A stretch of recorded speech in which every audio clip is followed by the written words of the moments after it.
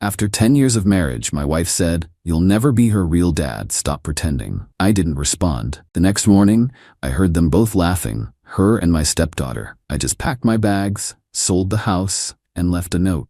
"You're right. I'm not her real dad, and you're not my real family." It's funny how 10 years of your life can be erased with a single sentence. 10 years of packing lunches, helping with homework, going to parent-teacher conferences, and teaching a kid how to ride a bike. All of it, gone in a puff of smoke. It happened last Tuesday. My wife, Karen, and I were having a small disagreement over our stepdaughter, Ashley. She's 17 and wanted to go to a weekend party 3 hours away. I said no. It was a school weekend, and I didn't know the parents. It was a normal dad thing to say. Karen didn't see it that way. She got this cold, hard look in her eyes, a look I'd been seeing more and more often. We were standing in the kitchen, the same kitchen I'd remodeled with my own hands 3 years ago. She crossed her arms and just said it, her voice dripping with a decade of resentment I hadn't fully understood until that moment. "You'll never be her real dad. Stop pretending." I didn't respond. I didn't yell. I didn't say a word. I just felt something inside me go quiet. It was like a switch being flipped off. The part of me that tried, the part that cared, the part that saw us as a family, it just shut down. I had met Karen when Ashley was 7. Her biological dad was a deadbeat who hadn't been in the picture since she was a toddler. For 10 years, I was the only father she had ever known. I wasn't pretending. I was just being a dad. I turned around, walked out of the kitchen, and went into my workshop in the garage. I stayed out there for hours, just organizing screws and cleaning tools, letting the silence sink in. Karen didn't come looking for me. When I finally went inside late that night, she was asleep in our bed. I slept on the couch. The next morning, I woke up early to the sound of voices from the kitchen. It was Karen and Ashley, and they were laughing. It wasn't just a chuckle. It was loud, mocking laughter. I crept to the hallway and listened. "I can't believe you finally said it to him," Ashley said, her voice filled with a kind of cruel glee that was new to me. "His face, Mom, it was priceless." "Well, it's the truth," Karen said, and then she laughed again. "He needed to hear it, all his little rules and his lectures, acting like he has some right. He's just the guy who pays the bills." That was it. That was the final nail. It wasn't just Karen, it was both of them. 10 years of my life, my love, my money, and my effort, and all I was to them was a joke. A wallet. A guy pretending to be something he wasn't. I walked back to the living room, my movements slow and deliberate. The quiet inside me had turned into a strange kind of calm. I wasn't angry anymore. I was just done. I went upstairs to our bedroom, found 2 of my old duffel bags, and started packing. I took my clothes, my toiletries, the pictures of my parents from my nightstand. I left everything else. I left the pictures of me and Ashley at her first soccer game. I left the coffee mug she gave me for Father's Day that said, "World's Best Bonus Dad." It all felt like a lie now. While I was packing, I made a phone call. I called a realtor, a guy named Tom who I'd done some work for a few years back. I told him I needed to sell my house, and I needed to do it fast. He was surprised but said he could have the paperwork ready by the afternoon and a for sale sign in the yard by the morning. I told him that was perfect. The house was in my name. I had bought it and paid off half the mortgage before I even met Karen. My lawyer had insisted on a prenup, a document Karen had called an insult at the time but signed anyway. It clearly stated the house was my premarital property. She was about to find out how important that piece of paper was. I finished packing and carried my bags downstairs. The house was quiet. They had left for school and work. I walked into the kitchen and grabbed a notepad from the junk drawer. I wrote down 7 words. "You're right. I'm not her real dad, and you're not my real family." I left the note on the kitchen counter, right where they'd been laughing about me an hour earlier. I walked out of that house and didn't look back. I drove to my office, a small space I rented for my contracting business, and just sat in the parking lot for a while. Then I got to work. I called my lawyer and told him what was happening. He just said, "Good, it's about time." I called my bank and had my paycheck rerouted to a new private account. I moved my personal savings, every penny I had earned before the marriage, into that same account. I left the joint account with enough money to cover the bills for 1 month. After that, it was on her. That afternoon, I met the realtor and signed the listing agreement. He promised to put the sign up the next morning before they woke up. For the first time in 10 years, I felt a sense of freedom. I wasn't a pretend dad anymore. I wasn't a wallet. I was just me. And I was starting over. I spent that night on the couch at my friend Mark's place. The first wave of texts started around 4 in the afternoon, when Ashley would have gotten home from school. It was a picture of the note with the simple question, "What is this?" I didn't respond. An hour later, Karen started calling. I let it go to voicemail. She left 7 messages in a row. The first one was angry. "Call me right now. This isn't funny." The next few were confused. "Where are you? Are you trying to scare us?" The last ones were pure panic. "Okay, you've made your point. Just come home and we can talk about this. This is crazy. You can't just leave." The next morning, the real storm hit. My phone started ringing at 7 a.m. It was Karen, and she was screaming, "There is a for sale sign in our front yard." "Our yard, John? What did you do?" I answered the phone, my voice completely calm. "It's not our yard, Karen. It's my yard, and I'm selling my house." "You can't do that," she shrieked. "I live here. Ashley lives here. This is our home." "No," I said, "it's my home. You were just living in it. And now I'm selling it. The realtor says the market is hot, so you should probably start looking for a new place to live. You've got about 30 days, maybe 60 if you're lucky." I could hear her sputtering, trying to form words. "My lawyer will destroy you for this. You can't just kick us out." "I suggest you have your lawyer look at our prenup," I said. "Specifically the part about premarital assets. The house is mine, Karen. The money I made before we got married is mine. The business I built is mine. You are entitled to half of what we made together, which, after your spending habits, isn't a whole lot. Goodbye." I hung up and blocked her number. Then I blocked Ashley's number. I knew this was just the beginning. The next escalation came from her mother, Eileen. She called me that afternoon, and I made the mistake of answering. She didn't even say hello. She just launched into a tirade about how I was a cruel, heartless monster for abandoning my family. "You have a daughter who loves you, John," she yelled. "No, Eileen, I don't," I said. "I have a stepdaughter who laughed with her mother about how I was just a guy who pays the bills. There's a difference. She's a child. She makes mistakes." "She's 17, I corrected her. "She's old enough to know what she's saying, and Karen is certainly old enough. For 10 years, I gave them everything. My time, my money, my love, and in return, I was told I was pretending. I'm done pretending." "You're throwing them out on the street," she cried. "I'm selling my property," I said. "What Karen does next is her problem. She has a good job, she can find an apartment, she's a grown woman. It's time she started acting like one." I hung up before she could respond. The entitlement of that family was breathtaking. They genuinely believed I was obligated to provide a home for 2 people who had openly mocked and disrespected me.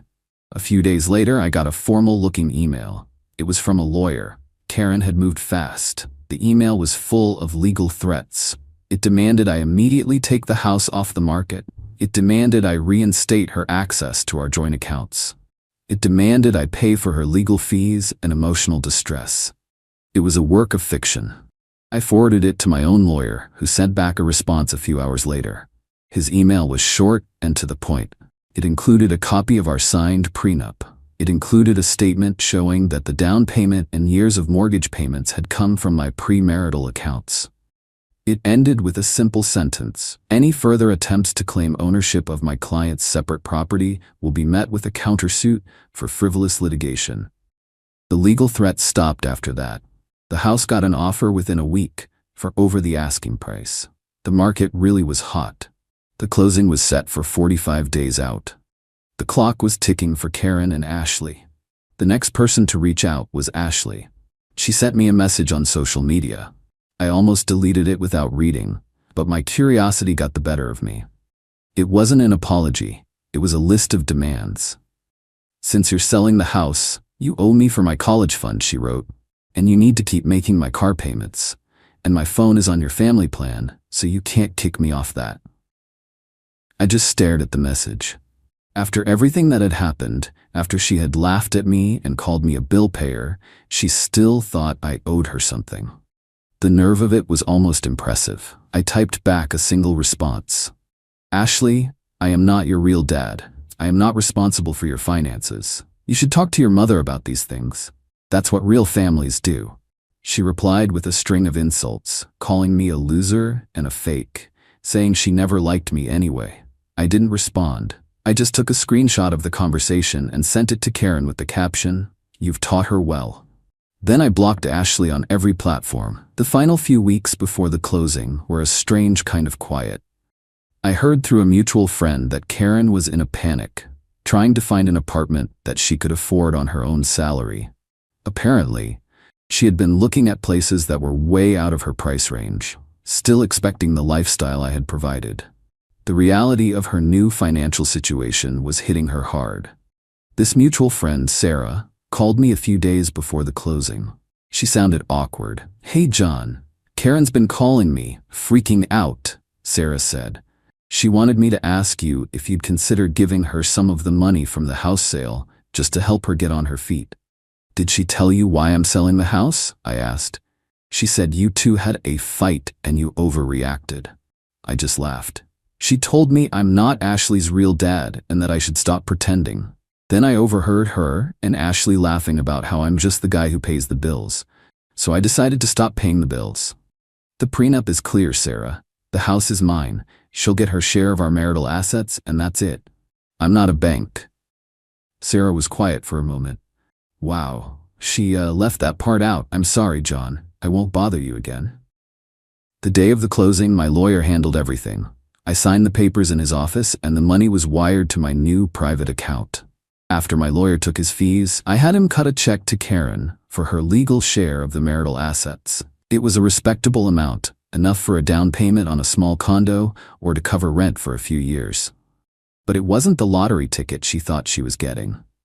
It was a clean break. My lawyer sent her the check via courier, along with a final set of divorce papers. I didn't want to see her again. That night, I was at my new apartment, a small 2-bedroom place I was renting downtown. It was empty except for a mattress on the floor and a few boxes, but it was mine. My phone rang. It was an unknown number. I answered. It was Karen. She must have gotten a new phone. She wasn't yelling. Her voice was quiet, defeated. "I got the check," she said, "and the papers." "Okay," I said. "Is this really it, John?" she asked. 10 years. You're just throwing it all away over one stupid comment?" "It wasn't one comment, Karen," I said. "It was 10 years of you feeling that way and just not saying it. It was you and Ashley laughing at me. It was you thinking of me as a wallet. The comment didn't end our marriage. It just revealed that we never really had one." She started to cry. "What are we supposed to do? The apartments I can afford are tiny. Ashley is furious she has to go to a community college now. You've ruined our lives." "No," I said, and for the first time I felt a flash of anger. "You did. You had a man who loved your daughter as his own. You had a beautiful home. You had a partner who supported you. You had a family, and you threw it away because you thought you could do better. Now you get to find out if you were right." I hung up the phone and blocked the new number. I looked around my empty apartment. It wasn't much, but it was real. And it was all mine. The next chapter of this mess started about a month later. I got another call from an unknown number. I almost ignored it, but I was expecting a call from a supplier, so I picked it up. A man's voice, rough around the edges, asked if I was John. I said I was. "My name is Rick," he said. "I'm Ashley's father, her biological father. Karen called me last week. Sounds like I need to hear your side of the story." My first thought was that this was another trap. Karen, desperate, had tracked down the deadbeat dad to use as a weapon against me. I agreed to meet him, but on my terms. A public place, a diner downtown, the next morning. I wanted a witness, so I asked my friend Mark to sit at a nearby table, just in case. Rick was a long-haul trucker, just passing through town. He looked tired, but he looked me straight in the eye when he shook my hand. He told me Karen had called him out of the blue, crying, telling him I was an abusive monster who had thrown her and Ashley out on the street and was trying to leave them with nothing. He said he was on his way to confront me when he decided to do a little digging first. He found out I had a good reputation in town, that my business was solid, It didn't line up with the story she was telling. So I told him everything. I told him about the last 10 years. I told him about the comment and about overhearing them laughing in the kitchen. I showed him the screenshot of Ashley's texts demanding a college fund and car payments. He just shook his head, looking disgusted. I was a deadbeat, he said, his voice low. I ran out on them, and I own that. I was a bad father. But I never pretended to be something I wasn't. What they did to you, after you stepped up and did the job I didn't, that's just cold. He told me he had no intention of getting back with Karen. He just wanted to see his daughter. He asked me what she was really like. I was honest. I told him she was smart, funny, and athletic, but that her mother and grandmother had filled her head with entitlement. I told him she was a good kid underneath it all, but she had been taught to see people for what they could give her. We talked for almost 2 hours. It was one of the strangest conversations of my life. At the end, he thanked me for being honest. He said he was going to see Ashley, but not to save her from me. He was going to give her a reality check that was long overdue. A week later, Rick called me again. He said his conversation with Ashley had been a disaster. He had tried to explain to her that the world didn't owe her anything, that she had disrespected the only father she had ever known, and that she needed to apologize. She had just screamed at him, called him a loser for abandoning her, and told him she didn't need another fake dad in her life. Karen's final, desperate move was an attack on my business. She found out the name of one of my biggest clients, a development company run by a sharp woman named Diana. Karen left a long, rambling voicemail on Diana's office phone, claiming I was emotionally unstable, going through a messy divorce, and that I couldn't be trusted to manage a project. Diana called me immediately. This was a serious problem. My reputation is everything in my line of work. I asked Diana if I could meet with her in person. I walked into her office, sat down, and laid out the facts. My ex-wife is unhappy with the terms of our prenup, I said. She is trying to damage my reputation to gain leverage. It will not affect the project. My personal life is my own, but I can assure you that my professional commitments are solid. Diana just nodded. I've been in this business a long time, John. I know a bitter ex when I hear one. Don't worry about it. Just keep up the good work. Karen's attempt to ruin my livelihood had failed. In fact, it had probably made my professional relationship with Diana stronger. The last I heard, Karen and Ashley are living in a small, 2-bedroom apartment across town. Karen had to get a second, part-time job to make ends meet. Ashley is working at a fast food restaurant to save money for community college. Rick, her real dad, sends her a little bit of money when he can, but he told me he attaches a note to every payment that says, "This is what happens when you take good people for granted." I saw Karen once a few months ago at the grocery store. She was with some new guy who looked like he was already tired of her. She saw me, and for a second I thought she was going to say something. But I just gave her a polite nod, turned my cart, and walked down the next aisle. I didn't feel anger. I didn't feel anything at all. I was just a guy buying groceries, and she was just a stranger. Life settled into a new normal after that. I focused on my business, started working out again, and spent weekends hiking with my dog. The peace was incredible. I hadn't realized how much low-grade stress I had been living with for 10 years until it was gone.